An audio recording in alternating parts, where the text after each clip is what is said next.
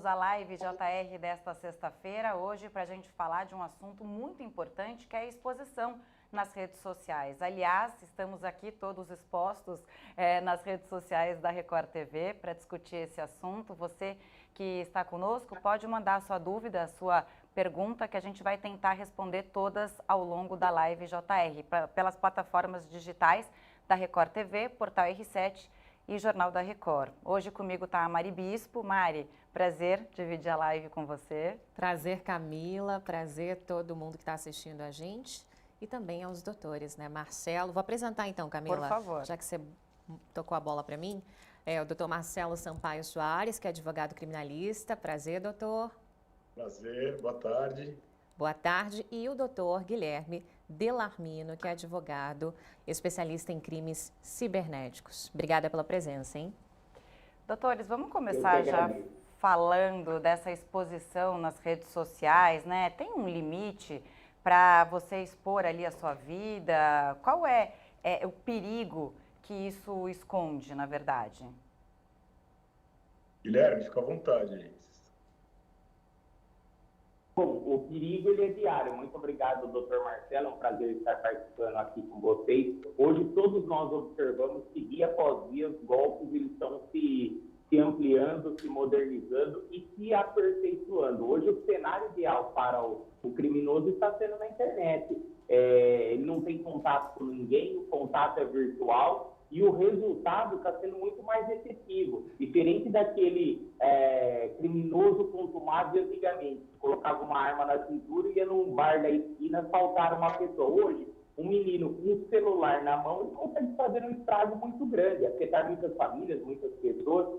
E hoje também, ao passo que nós, em decorrente dessa virtualização, dessa vida virtual que nós estamos tendo, estamos nos super expostos, né? Então, em qualquer lugar que a gente vai, a gente marca uma localização, informa onde nós estamos, e aí que mora o perigo. E aí que nós temos uma grande quantidade de problemas, que as pessoas acabam se expondo de tal maneira que aí ela acaba sendo vulnerável para os crimes. Teve um caso no final do ano passado de uma influencer digital que publicou uma foto com um relógio de marca num salão de beleza no período da manhã.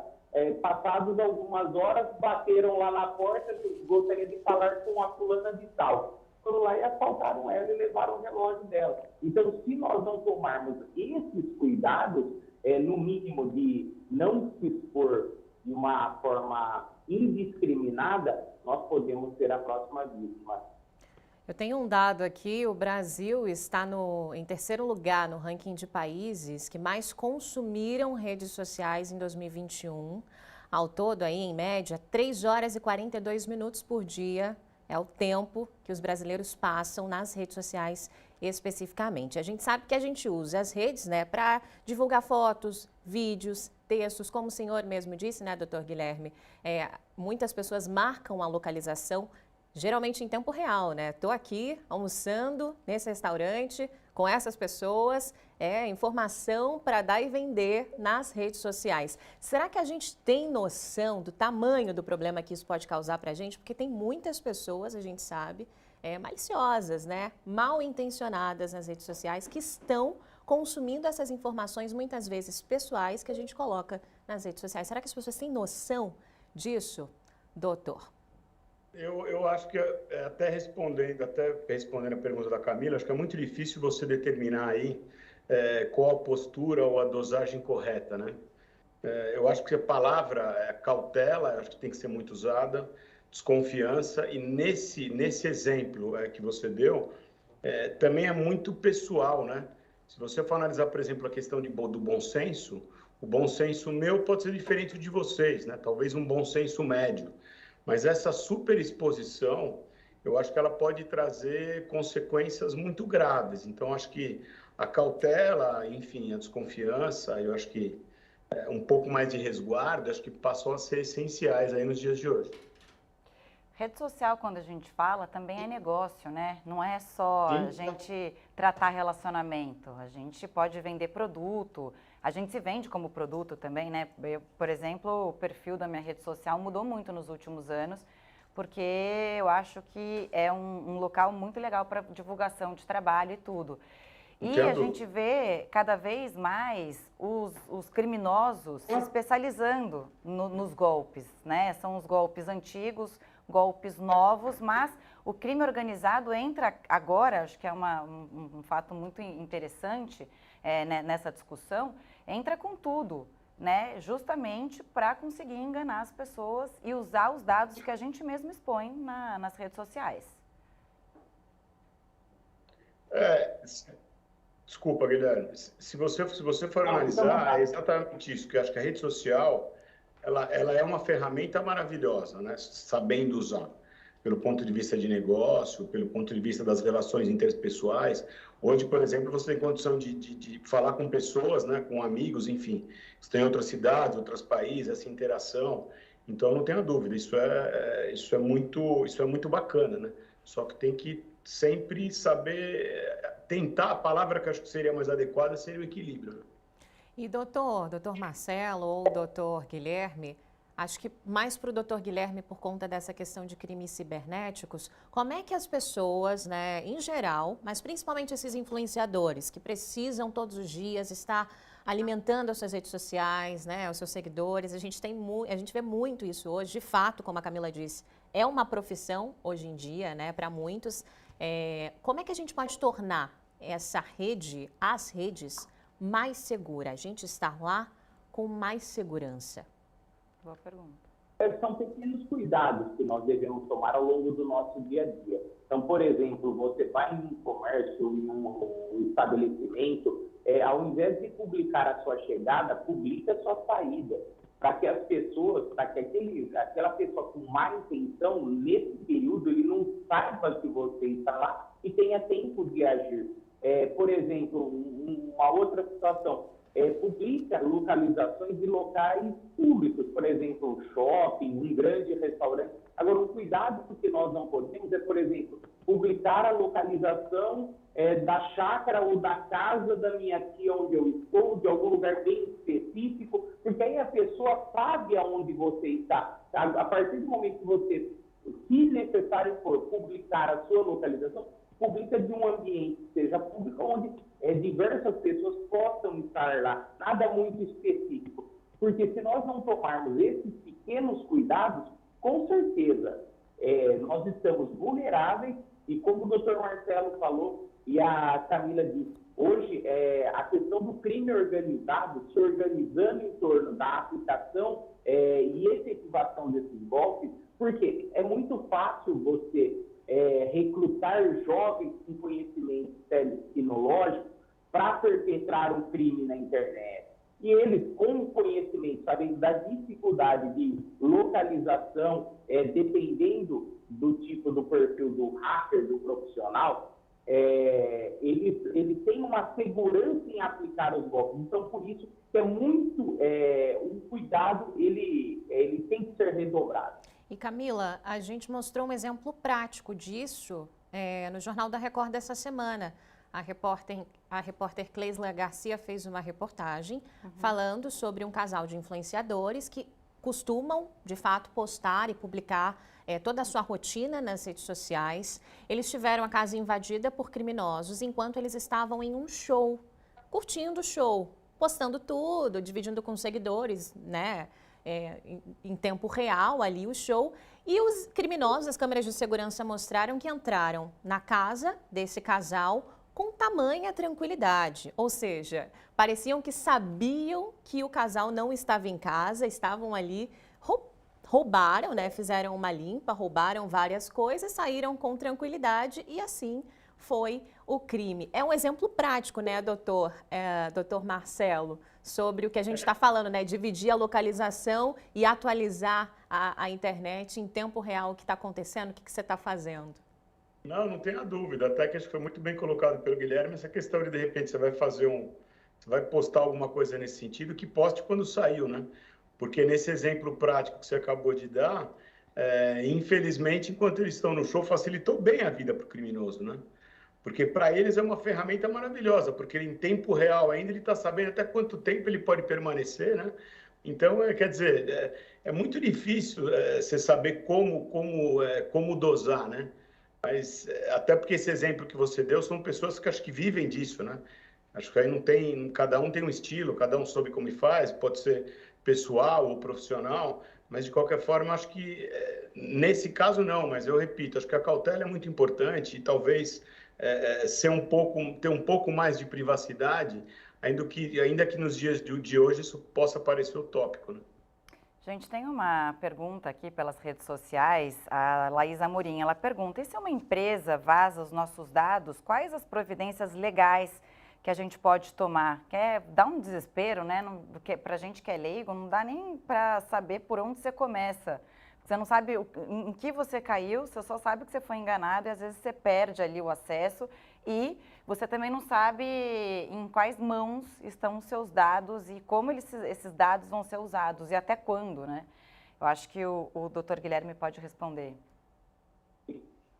E esse é um problema que não só do vazamento de dados das empresas, mas, por exemplo, quantas e quantas vezes você entra numa rede social, alguém perdeu algum documento, a pessoa tira a foto do documento e divulga lá. Olha, eu encontrei esse RG de alguém. Isso é um prato cheio para as pessoas, para aqueles criminosos, que tem a cópia do documento na mão. E hoje, se você jogar em algum buscador, com certeza você vai encontrar os seus dados. Agora, tem os seus dados vazados, sabendo que houve esse vazamento, primeiro, lavrar o boletim de ocorrência. Sempre comunicar à autoridade policial de tudo que está ocorrendo. É muito importante, porque as pessoas, elas têm muito aquela visão de que a internet é uma terra sem lei. A internet, ela passa a ser uma terra sem lei se as pessoas não denunciam, se as pessoas não levam essa informação para as autoridades policiais, para entrar na estatística, até para tomar as providências, porque houve um vazamento de dados. Qual é o alcance desse vazamento de dados? Que formas e quais dados foram vazados? Entra na questão da LGPD, é uma questão processual criminal, então tem que ser analisado do ponto de vista efetivo qual tipo de vazamento para você tomar uma providência. Mas eu recomendo, num primeiro momento, houve o vazamento dos dados, já se resguarde, lavre um boletim de ocorrência, porque pelo menos você tem a garantia de que você comunicou às autoridades policiais desse fato. Até porque hoje, com esses documentos e com esses dados que estão sendo vazados, a quantidade de contas em bancos digitais que estão sendo abertas é muito grande. E aí entra, né, os outros golpes que estão sendo aplicados na internet. Aí eles aplicam o golpe, utilizam uma conta bancária com os seus dados para que nessa triangulação, os seus dados constam como o receptador daquele recurso que veio do golpe. Então, se você não lavrou o boletim de ocorrência, até você demonstrar que aquela conta bancária que foi aberta virtualmente não é sua, o caminho é longo. Então, por isso, muito cuidado com todos os seus dados e, principalmente, lavre o boletim de ocorrência. E a gente tem visto, né, até mesmo nesse sentido, muitos sites de relacionamento. A gente tem visto golpes, pessoas sendo atraídas para golpes a partir de sites de relacionamento. A gente podia entrar nesse assunto, né, doutor Marcelo? Porque a gente tem visto casos alarmantes, né, de pessoas que acabam até perdendo a vida por conta de encontros marcados através das redes sociais. Não tem aquele documentário agora, né, que é super interessante de ver, o golpista do Tinder, Exato. né, tem de sites de relacionamentos e o golpe do amor é aquele antigo, né? Agora tem os tá mais sofisticado, né, Camila? Que nem a Mari falou, de relacionamento. Mas diga, doutor Marcelo. É exatamente, óbvio que aí nesse caso é um caso extremo, né? O caso da morte. Mas o grande problema numa hora dessa, ainda mais talvez um pouco acentuada por força da pandemia, que as pessoas acabam se relacionando pela internet. Só que é o seguinte, se você for ver, nunca tem um encontro pessoal, né? Eu não sei se volta a cautela nesse aspecto, porque você também acredita, você tem seu relacionamento só pela internet, que é óbvio que hoje em dia ele pode acontecer, mas em algum momento, se passar por uma segunda etapa, eu acho que você tem que ter um contato pessoal, né? E a partir do momento que você acaba não tendo esse contato pessoal, acho que causa um pouco de estranheza. E só isso por si só já deveria ser o suficiente para parar por aí, mas ainda você começa a entrar na conversa que, repito, o estelionatário, o golpista é sempre muito envolvente, né, sedutor, não conseguiria enganar ninguém, e aí você começa a passar valores, por exemplo, que acontece com uma frequência, e aí depois, numa primeira vez, acaba sempre tendo a segunda, enfim. Então, acho que a palavra sempre, desculpa ser repetitivo, mas acho que é muita cautela com relação a isso, né, que é complicado, né? Eu vou só complementar com uma pergunta, até voltando um pouquinho ao assunto, doutor Guilherme, porque você mencionou aí a frase internet terra sem lei. Tem muita gente, de fato, que pensa isso e acaba usando, né, da exposição de pessoas aleatórias, de pessoas alheias, para fazer ofensas, para, enfim, distribuir ódio, né, através de mensagens, frases. Eu queria entender o que isso pode gerar, quais são o que a gente pode fazer, as pessoas podem fazer, se caírem em situações como essa, de receberem ofensas de racismo, gordofobia. A gente sabe que acontece muito, né? Principalmente com pessoas que estão ali se expondo demais, muitas vezes influenciadores, pessoas mais famosas, mas também pode acontecer com qualquer um, né? Não, acontece com qualquer um. Hoje em dia, você tem os grupos na internet que são os fandoms, que são grupos que eles gostam de determinadas coisas e o antagônico, aí eles tratam como se fossem inimigos. Então, eles como um enxame de abelha, eles vão em cima de uma pessoa e acabam cancelando ela. E o fenômeno do cancelamento, ele tem acabado com vidas de pessoas. Pessoas jovens que acabam sofrendo um cyberbullying acabam cometendo, inclusive, suicídio. Então, é muito perigoso esse movimento, porque, pegando um gancho do que o Dr. Marcelo disse, e a pergunta da Camila também, complementando com a sua, nós temos que diferenciar a vida offline da vida online. Nós temos que entender o quê? Hoje, por mais que nós vivemos numa internet das coisas, onde nós temos uma vida virtualizada, mas nós temos a nossa vida offline, fora das redes, e a vida dentro das redes. Porque as pessoas dentro das redes, elas buscam criar como se fosse um avatar, um personagem. Então, na internet, nós só mostramos virtudes, nós nunca mostramos defeitos. Então, por isso que nós temos que tomar muito cuidado. E aí entra, Mari, no que você disse. Hoje as pessoas, elas passam a ofender demasiadamente as pessoas, e desde o ano passado, por exemplo, nós temos agora o crime de perseguição, que é o crime de stalker, na internet o cyberstalker. Então, perseguir uma pessoa de forma reiterada na internet é crime. Da mesma forma que ofender, crimes contra a honra, calúnia, injúria e difamação. Desde o ano passado, esse tipo de crime tem a pena triplicada porque ele é cometido em uma rede social. Então, por exemplo, se eu praticar uma injúria racial na internet, a minha pena pode chegar até 9 anos de reclusão. Olha a gravidade que nós estamos falando, ao passo que o doutor Marcelo, como criminalista, que sabe, o homicídio simples, a pena mínima parte de 6 anos, e nós estamos falando de um crime contra a honra na internet que pode chegar a uma pena de 9 anos de reclusão. É muito grave.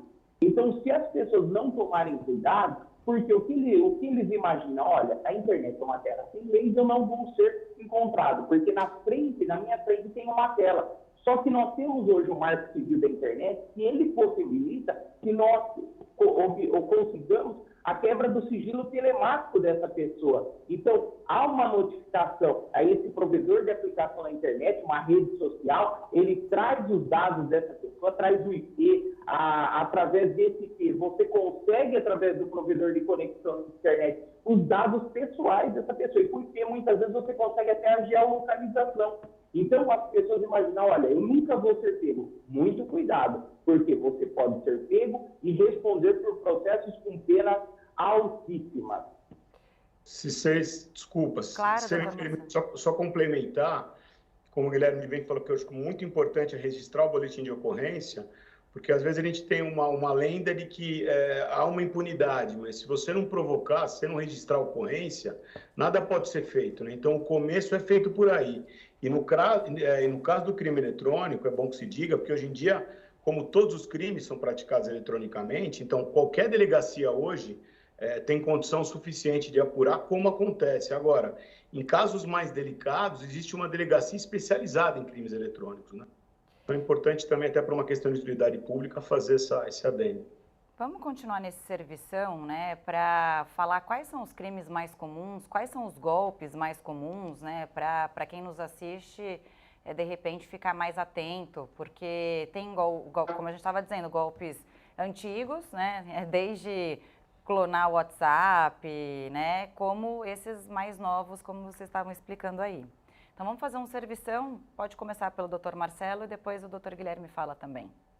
Olha, tem uma gama de crimes muito grande, ou melhor, uma gama de golpes, né, dentro do próprio estelionato, que aí tem algumas cautelas que eu acho que são importantes serem tomadas, né? Tem até uma reportagem na própria Record sobre um golpista que vendia curso, né, para as pessoas que queriam aí aumentar a renda ou trocar de atividade, prometendo um curso de investimento para aplicar dinheiro na Bolsa de Valores, e depois ele ajudaria nisso, né? E muita gente caiu, passou dinheiro assim, quantias expressivas, e se antes de contratar o curso, de fazer, porque num primeiro momento são várias pessoas numa turma em que ele dá aula, então é convidativo, depois passa a ser a conversa no privado, né?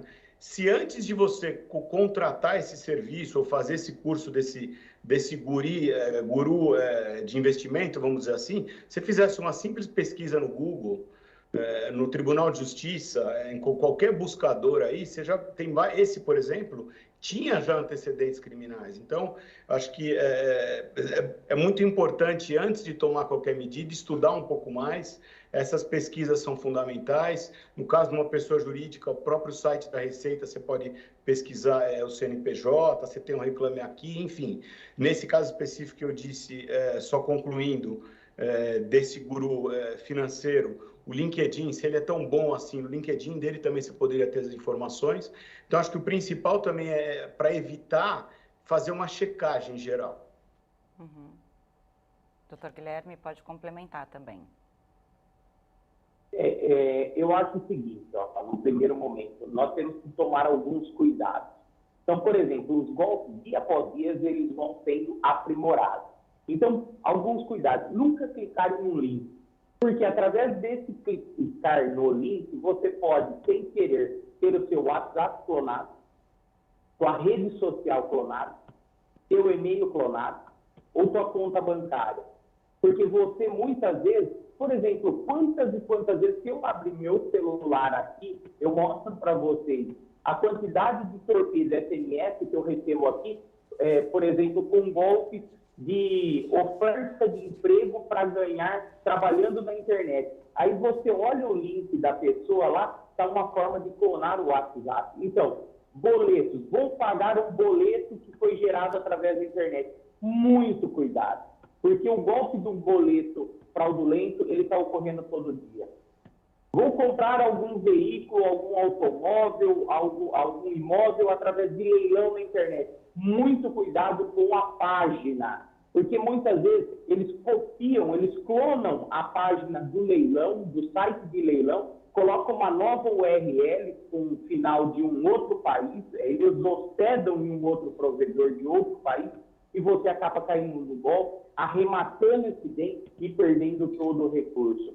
Se você for em algum restaurante depois que você divulgou uma foto lá com sua localização, com o seu prato, passado alguns dias, se você receber alguma mensagem no direct mensagem da sua rede social, informando que você ganhou um jantar, que você esteve lá, que você foi premiado, muito cuidado, porque quantas e quantas pessoas estão clicando em links, estão perdendo o acesso da sua conta de Instagram, por exemplo. Então, são esses cuidados, porque, olha, na internet, assim, internet nós temos que ter, em primeiro lugar, a dúvida. Aconteceu algum fato, dúvida em primeiro lugar. A partir da dúvida, eu vou dar um próximo passo. Eu vou verificar aquele site, vou verificar aquele e-mail, e muito cuidado também com o e-mail. Porque o e-mail, ele é muito utilizado para a aplicação de golpes de phishing. É onde eles encaminham links, encaminham e-mails clonados de bancos, de operadoras financeiras, e você, na correria do dia a dia, acaba não tendo a cautela que o Dr. Marcelo está batendo aqui, e nós acabamos clicando no link e perdendo e tomando um prejuízo muito grande. Então, Falou de internet, primeiro a dúvida e depois a atitude. Nunca atitude em primeiro lugar. Perfeito, doutor Guilherme. Todas essas dicas aí são de prevenção, né? Que a gente precisa, de fato, ficar atento. Mas e se eu já fui vítima? O que eu faço, né? Muita gente se pergunta. Quais são os procedimentos legais que eu posso tomar, né? Dependendo do golpe ali.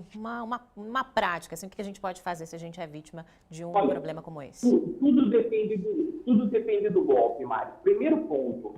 A recomendação, como o doutor Marcelo disse, lavrar o boletim de ocorrência. A gente parte desse princípio, porque se for um crime, esse crime tem que ser investigado pelas autoridades policiais. Por exemplo, um crime de fraude eletrônica, estelionato, ou um crime sexual ocorrido na internet também, ele tem que ser apurado. Mas se, por exemplo, você perdeu o acesso da sua conta, você teve uma dificuldade, procure um advogado de sua confiança e ajuize uma ação. Hoje nós temos o Marco Civil da Internet, que ele garante, ele resguarda o direito do cidadão na internet.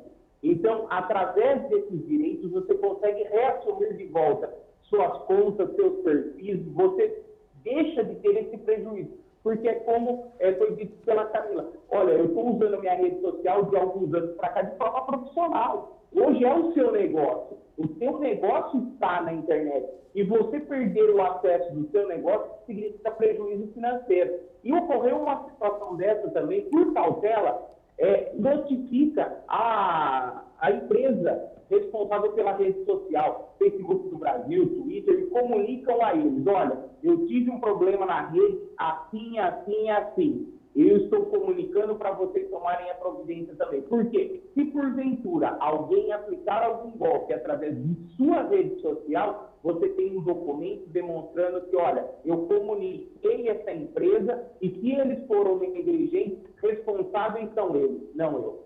Olha só, até as próprias empresas das redes sociais, elas podem ser responsabilizadas, até porque é o sistema deles que foi falho, né? Naquele momento, né? Não pode ser um descuido do próprio usuário, mas as empresas também têm que assegurar o direito a você ter uma segurança para usar aquela rede social. Agora, eu tenho um comentário aqui muito simples, né? O bom é você prevenir, porque depois, para correr atrás dessas coisas, é uma burocracia, é um pepino, só quem passou sabe. Primeiro que você não sabe para onde recorrer, né? Óbvio, você precisa de um especialista para ajudar, porque muitas vezes os bandidos eles mudam ali a língua, aí você não consegue saber o procedimento, né? Aí tinham me dado uma dica uma vez, que era bom colocar num tradutor para você entender o que a rede social está te respondendo. Enfim, é um pepino, né? Vocês concordam comigo? Não tenha dúvida, não tenha dúvida. Eu acho que até porque é muito difícil, porque você tem a questão do custo também, né? E aí, fora isso, fora a burocracia, fora saber o que fazer, ainda que não tenha, às vezes você tem uma certa dificuldade, né? Até às vezes, infelizmente, até para registrar o boletim de ocorrências, bem que hoje melhorou muito, também é difícil, né? Então, acho que a cautela acho que é sempre muito importante, enfim, desconfiar sempre, né? Perfeito. Evitar, né? Bem o exemplo que você deu. Prevenção em câncer de galinha não faz mal para ninguém, né? Pois é. Não faz, né? A gente precisa se prevenir de fato. E aí eu queria trocar um pouquinho de assunto, falar de crianças e adolescentes, que a gente tem visto, né? Todos eles estão conectados, né? Crianças, bem crianças, já estão com o aparelho celular na mão. Tem muitas crianças que já estão presentes nas redes sociais, com contas, né? E muitos pais também que às vezes expõem, e voltando um pouquinho para a exposição, expõem os seus filhos, né? Às vezes até vestido de uniforme da escola, eu já vi. Quais são os cuidados que a gente precisa ter especificamente com esse grupo? É um grupo mais vulnerável, né? De fato, doutor Marcelo ou doutor Guilherme, quem quer começar? É um grupo extremamente vulnerável, né? E é uma geração que ela nasce conectada. Então, ela nasce dentro da virtualidade. Então, para ele é normal hoje você ver uma criança de 2 anos com tablet na mão. Então, uma coisa que é imaginável na minha geração e na geração do Dr. Marcelo. Vocês talvez não, mas na nossa... Então... Eu tô com vocês, viu? Boa, Guilherme. É uma situação que ela é bastante complexa. Então, são cuidados que os pais, através do monitoramento da internet, eles têm que fazer. Eles não podem deixar o seu filho indiscriminadamente ter acesso às redes sociais, a canais. Por quê? Há um tempo atrás, por exemplo, teve aquela questão da baleia azul. Algumas pessoas estavam até cometendo suicídio em decorrência daquela situação. Por quê? Hoje, os influenciadores, eles são as pessoas que, de fato, entram na mente das pessoas. Você acaba convivendo com aquela pessoa com um nível de intimidade, de amizade, e esses jovens, eles têm os seus influenciadores, que podem ser bons ou podem ser ruins. Se o pai não monitorar, ele não sabe o que está acontecendo. Da mesma forma que a quantidade de crimes sexuais que ocorrem na internet é muito grande, porque a pessoa se passa por um menor e ela começa a induzir esse menor a expor as suas intimidades, e uma vez que esse menor ele expôs a sua intimidade, ele passa a ser chantageado. Da seguinte forma, ou você continua fazendo isso, ou eu vou mostrar para o seu pai, vou mostrar para a sua mãe. E se o pai e a mãe não tomam cuidado das redes sociais desses jovens, ele acaba tendo um problema gravíssimo dentro de casa. E até para complementar... Tá, perdão, complementa. Não, é que tem uma pergunta, só quero chamar as pessoas aqui para enviarem as dúvidas pelas plataformas digitais da Record TV. A gente recebeu aqui uma pergunta, mas pode complementar, doutor Marcelo, e depois eu leio aqui a Andréa Machado, que mandou uma dúvida para vocês. Rapidamente, acho que os pais têm a responsabilidade, até de acordo com o Estatuto da Criança e do Adolescente, sobre os filhos. E também acho que eles deveriam também pensar um pouco mais, porque muitos, inclusive, estimulam essa superexposição. Com certeza, né? Isso pode, rapidinho, Camila, só para a gente não sair do assunto, né, antes de trocar, isso pode trazer implicações legais futuramente, até para os pais ou para as crianças? Como é que isso judicialmente se dá, doutor? Então, porque é muito genérico, né? Agora, sim, se eles têm responsabilidade, dependendo do caso, sim, podem ser responsabilizados. Doutor Guilherme, quer complementar nessa questão dos meios legais? Por exemplo, uma outra questão são os jovens e adolescentes que cometem crime na internet, né? Que acham que a minoridade é uma salvaguarda para o cometimento do delito. E não, nós temos, como o doutor Marcelo disse, o Estatuto da Criança e do Adolescente, que equipara o crime a um ato infracional, e esse jovem, esse adolescente que passa a cometer um crime na internet, ele pode, inclusive, ser internado em uma fundação específica. A Fundação Casa, por exemplo, aqui no estado de São Paulo, dependendo do delito que ele cometeu. Ele pode sofrer esse processo na vara da infância e da juventude e ter que responder. Olha, esse dado é realmente muito interessante, né? Porque a gente muito discute maioridade penal e em crimes que não são realizados pela internet, mas os jovens estão ali e eles têm uma intimidade com a internet que é geracional. Então, de repente, eles acham que eles não podem ser responsabilizados. Fica até aqui um alerta para os pais, né? Porque os filhos podem acabar sendo internados, como você disse, numa Fundação Casa. Bom, vamos lá para a pergunta. A Andréa Machado, ela mandou pelo Facebook da Record TV, como agir diante de uma ofensa onde alguém afeta outros como se fosse você, usando um perfil falso? Já aconteceu comigo algumas vezes. Alguém fez um perfil, usou as minhas fotos e mandava mensagens com vulgaridade. Eu só soube porque pessoas que me conhecem me avisaram. E aí?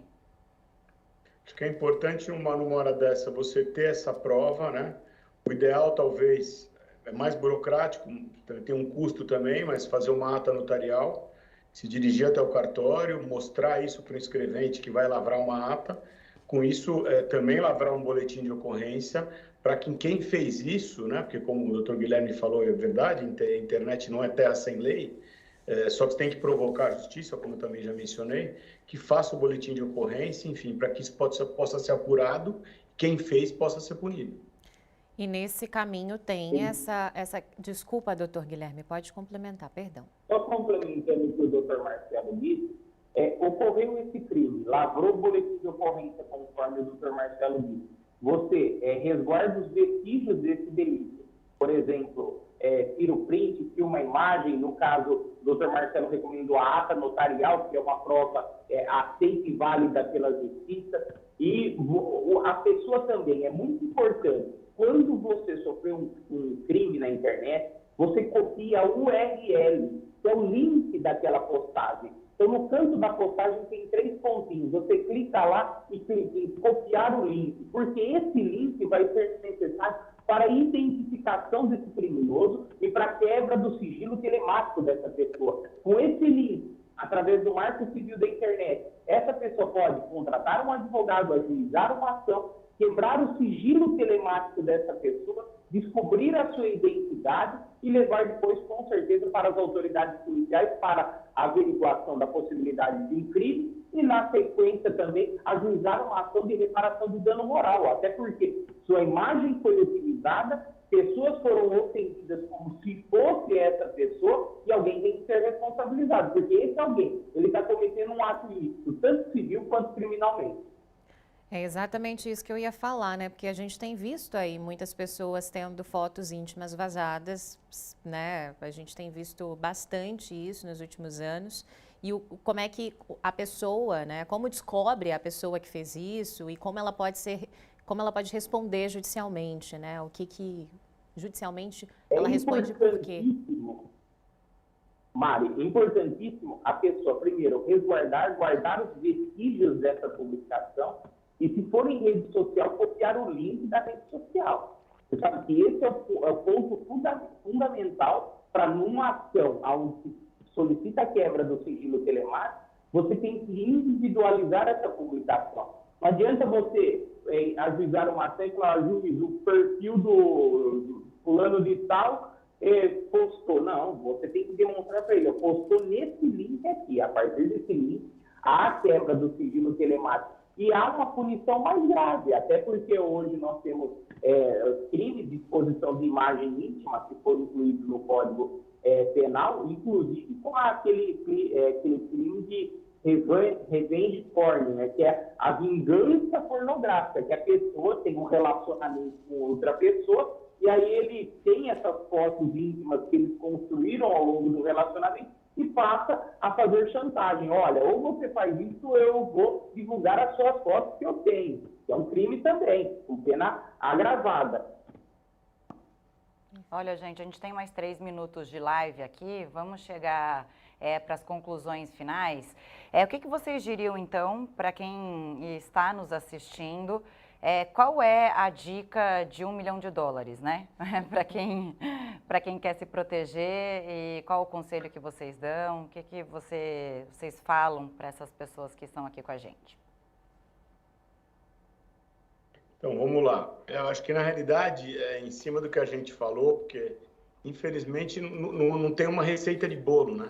Até porque os comportamentos são diferentes. Aí cria um pouco de dificuldade. E, como eu disse anteriormente, para cada tipo de crime você tem uma precaução a ser tomada. Mas, via de regra, eu acho que é sempre a cautela, é sempre a desconfiança, como acho que foi falado aqui, foi muito bem enfatizado. E a questão de você se precaver, até mencionei também com relação às pesquisas, né? Em várias situações, fora a cautela, fora a desconfiança, você também fazer pesquisas para evitar, se isso for feito, com certeza muito crime vai ser evitado e acho que acho que seria a minha dica, não de $1 milhão, mas seria a minha dica. Boa. Doutor Guilherme, dica de milhões, né, como Camila disse aqui. Dica de milhões para a gente proteger as redes sociais, né, as contas.